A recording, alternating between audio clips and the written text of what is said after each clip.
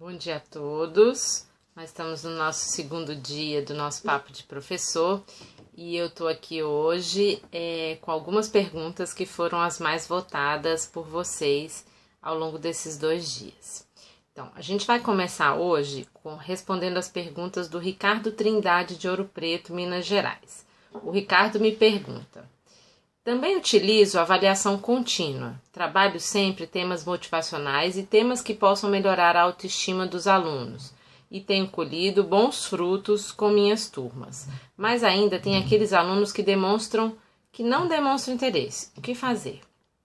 Quer dizer, a gente sempre vai ter um percentual dentro da nossa sala que não vai se motivar com aquelas atividades que a gente trouxe. O professor não deve tentar adivinhar. Como eu já tinha abordado um pouco ontem com vocês, é importante dialogar com essa turma, né? E perguntar para esse aluno: olha, eu vi que você ainda não despertou para esse assunto. Qual é um assunto dentro desse contexto, dentro desse tema que a gente está tratando, que você gostaria de saber? O que pode lhe interessar diante disso aqui que a turma está trazendo? E aí, a partir do que ele trouxer, você vai ver o que é viável ou não, porque o aluno pode, claro, ter interesse em algumas atividades que absolutamente não tem nada a ver com o que você está tratando em sala de aula. Mas o que for possível aproveitar, você incorpora nos seus temas, você incorpora nas suas discussões ou você incorpora nas suas atividades. Tá ok, Ricardo? Vamos aqui agora para a segunda questão.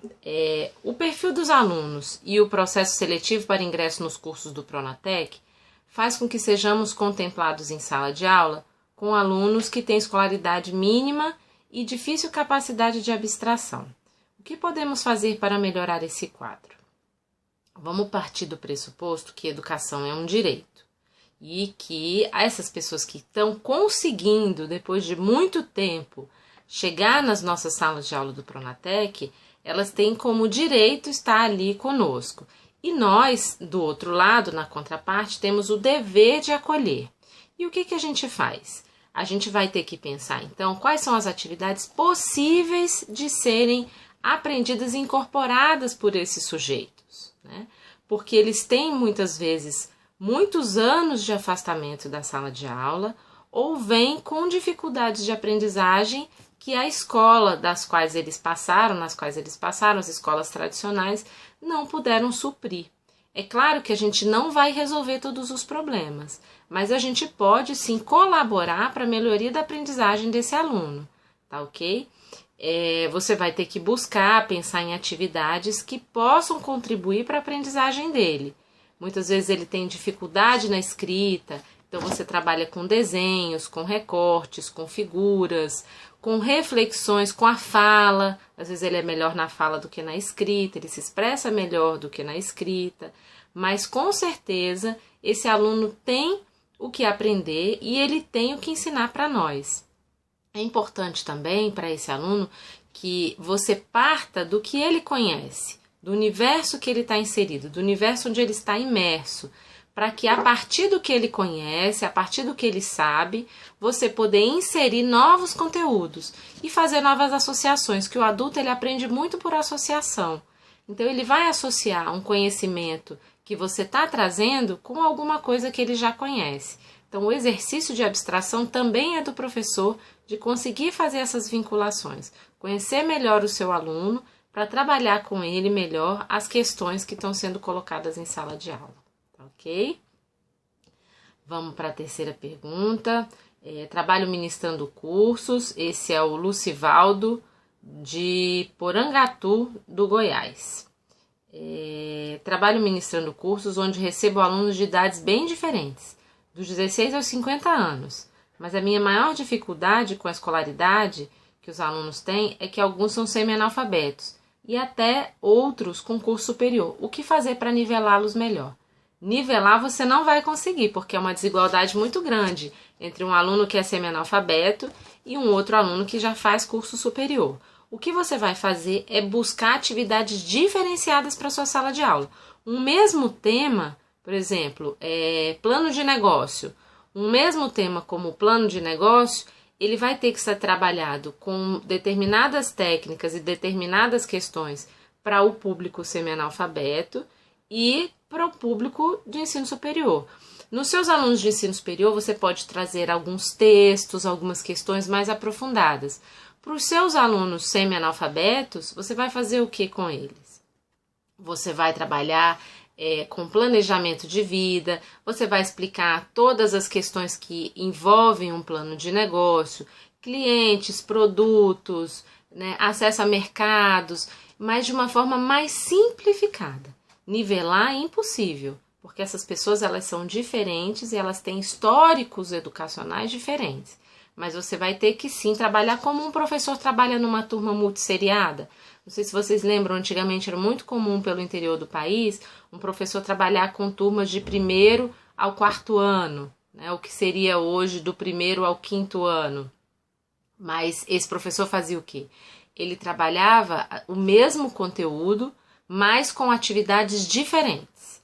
Não adianta você querer achar uma atividade que caiba para os dois públicos, porque eles são muito diversos. Tá ok? Vamos lá. O Marcos de Itaperuna, Rio de Janeiro. Ele pergunta: tem uma dúvida com trabalhos em grupo. Quando conheço as habilidades de cada aluno, o mais indicado é colocá-lo onde ou com quem tenha mais afinidade ou colocá-lo com pessoas e funções onde terá que sair da sua zona de conforto e talvez gerar conflitos. Marcos, eu aconselho como educadora você mesclar. Não é interessante que dentro de uma sala de aula você agrupe só, vamos dizer assim, os alunos mais bem-sucedidos juntos e os alunos com mais dificuldades também juntos, né? O importante é que eles possam colaborar. Então, esses alunos que têm maior capacidade de aprendizagem, é importante você dispersá-los um pouco em algumas atividades dentro dos outros grupos que têm dificuldade. Porque senão você cria uma sensação de disputa e de competição na sua sala de aula. E aqueles que já têm facilidade vão continuar bem, vão continuar com facilidades, vão continuar deslanchando. E aqueles com dificuldades vão fazer o quê? Vão estar sempre para trás.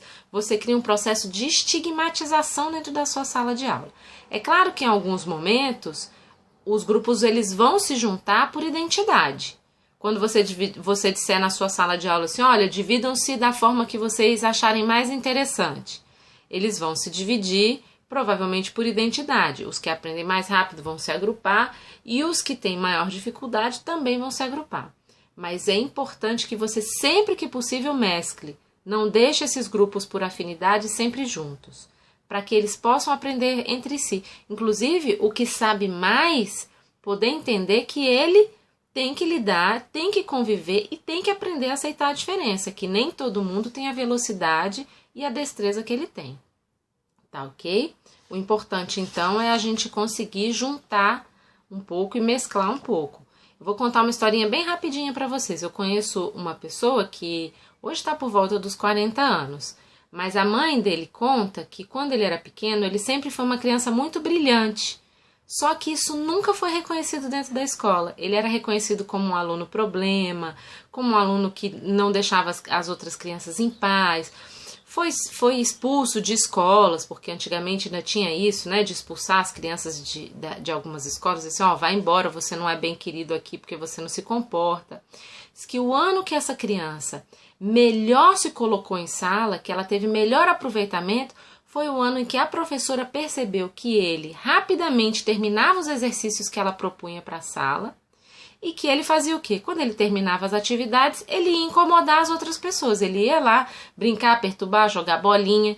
E aí o que a professora percebeu? Ela teve a delicadeza e o cuidado de entender que essa criança ela estava subaproveitada. Então, do mesmo jeito, a gente pode fazer uma projeção para os adultos.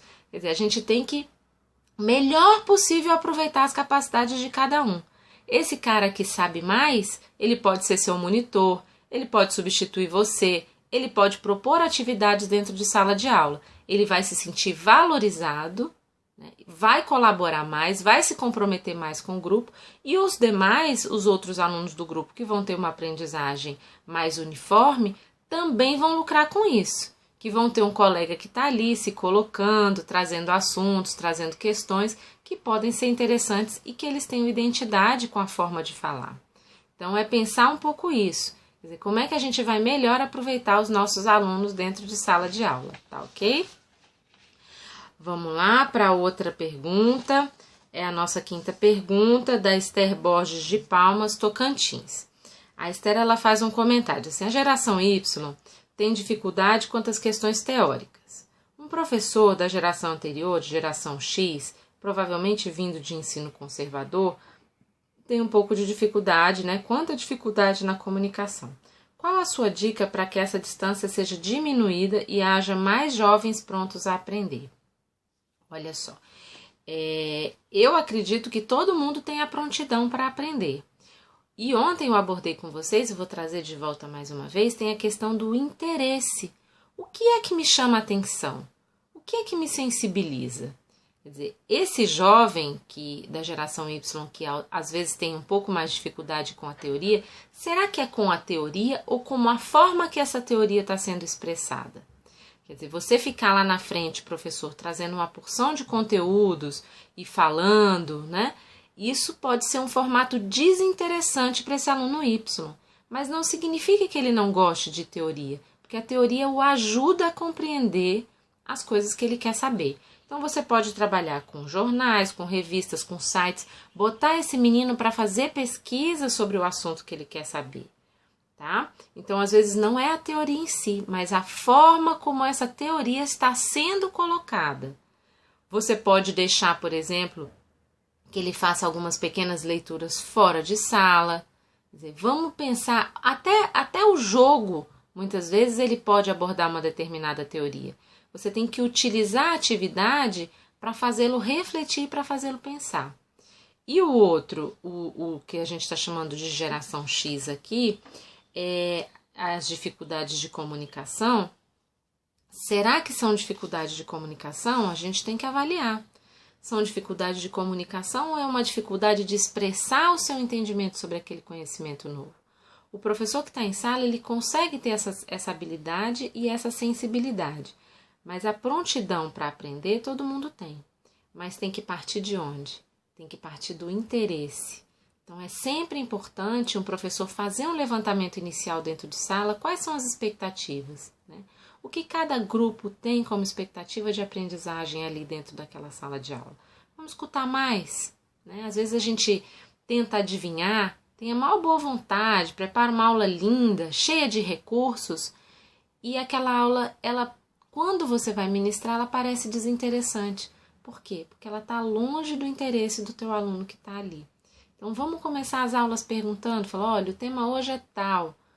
O que vocês gostariam de saber sobre esse tema? Vocês já têm algum conhecimento? Já ouviram falar?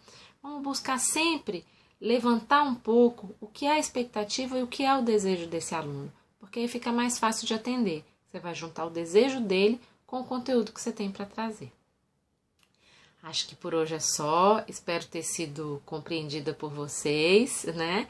Se não, por favor, repitam as perguntas, que amanhã a gente volta a discutir, mas gostaria mais uma vez de convidá-los para o restante da semana com perguntas, trazerem seus questionamentos e agradecer mais uma vez aos que colocaram, aos que postaram as perguntas e aos que votaram. Então, até amanhã, nos vemos de novo no Papo de Professor. Até mais!